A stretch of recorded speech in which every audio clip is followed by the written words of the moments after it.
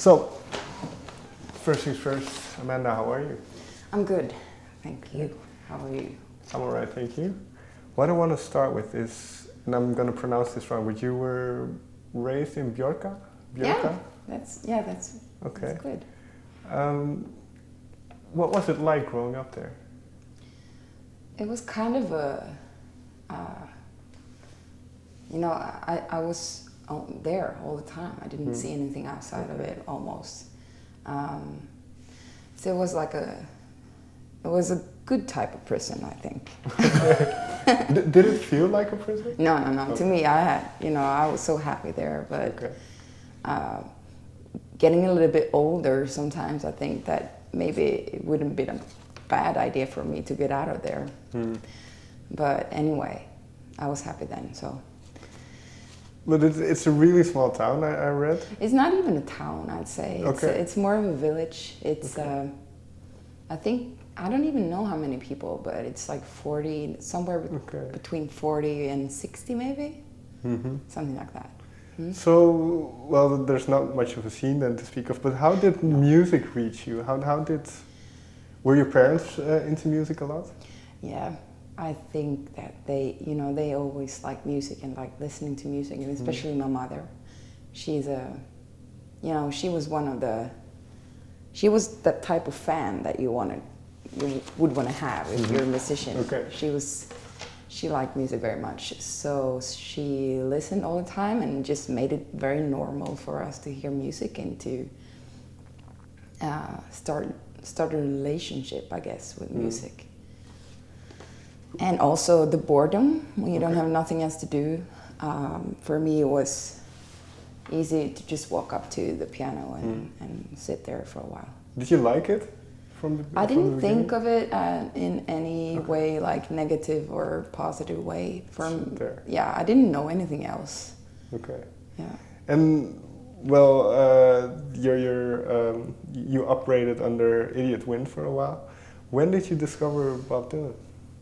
Maybe not when I was like.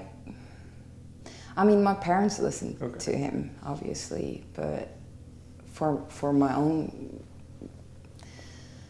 part, I think maybe as a 14-year-old or something, 14, 15. Do you remember that moment or that time period where you kind of discovered him and got into his music? Not a specific moment. I remember, I have memories of listening to Bob Dylan when I was a kid. I remember vacations when we were listening to the Desire album and stuff like that. But not that I think when I started listening to him, I was more into the lyrical stuff. And I wasn't into that stuff when I was 8. Of course, sure. So once you got into him and, like you say, into the lyrical content, what about him made him special for you? As I said, I grew up in a very protected environment.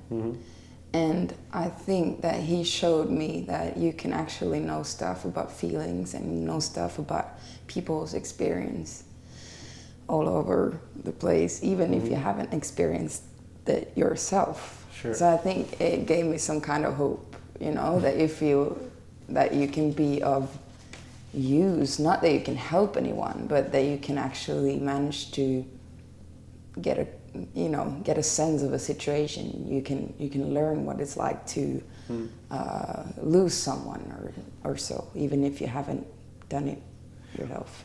Was it important for you to know that coming from such a small, well, as you call, village? I don't know. I always had I was brought up with my parents and my grandparents and people around me showed me, they kind of gave me a message that it's important to be responsible. Sure. And for me, being the youngest of five sisters, it wasn't easy for me to be responsible because I didn't have that role in the family. Sure. So it created kind of a conflict in me where I got, somewhat, they wanted me to be one way, but then I didn't really have a chance to. But when then, because in that sense, then, were you always thinking of leaving that town, or? Okay. No, I don't know. You know, it feels like a great part of my life. I didn't think so much, which I'm happy for because I think too much now. But I think, you know, I think I'm grateful that I didn't know anything else because, you know, when you're a kid and everything is working, you know, you just take things as they are. Sure. And then you grew up and started to make everything complicated. You know, that's always nice. But then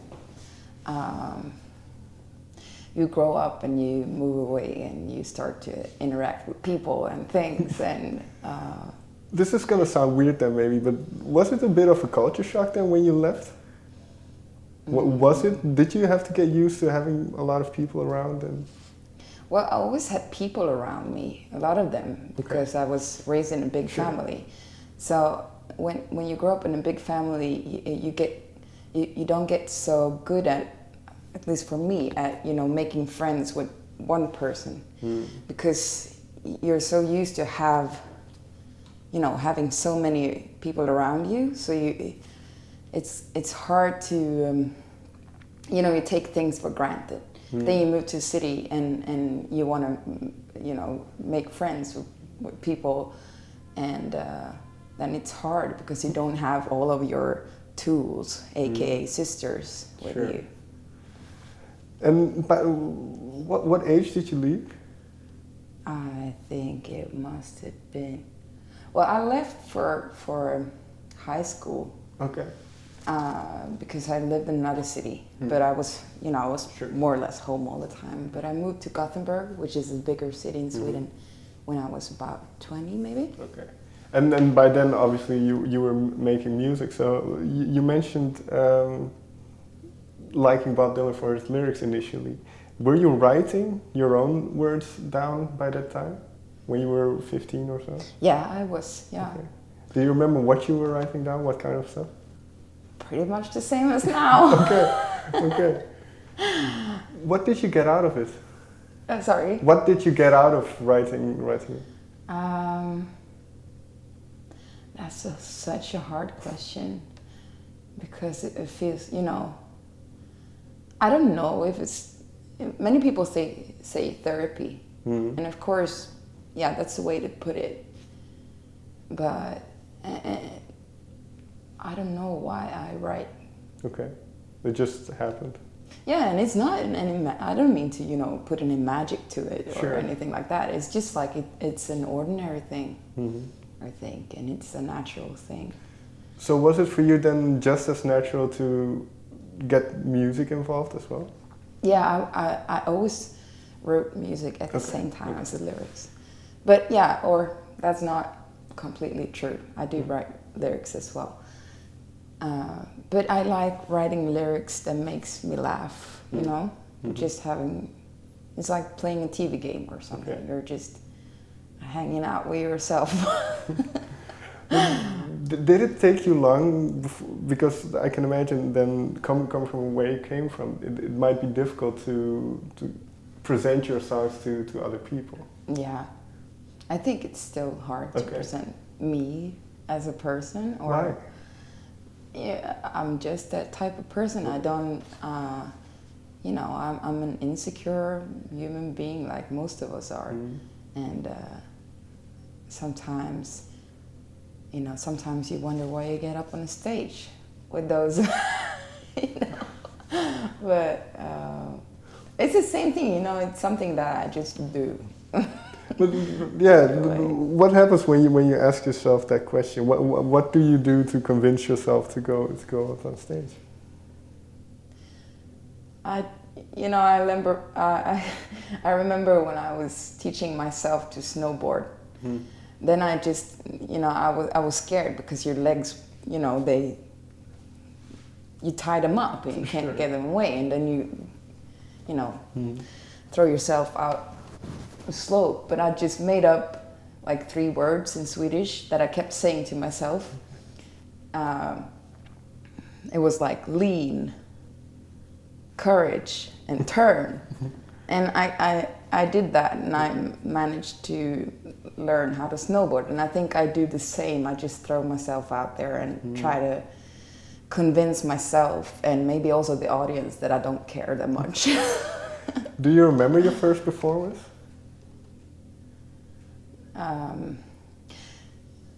It depends. I think when I was in school, I was always like singing at, at the end of the semester and stuff like that, but no. Okay. So once, how long did it take you then to write a song that you were proud of and to say, okay, now I feel confident in this song and I can show this to the world? Oh. Was it by the time you moved to Gothenburg? No, I don't think I think of my songs that way. Okay. I can have an experience where I think it's like this is such a great song, but then it goes away.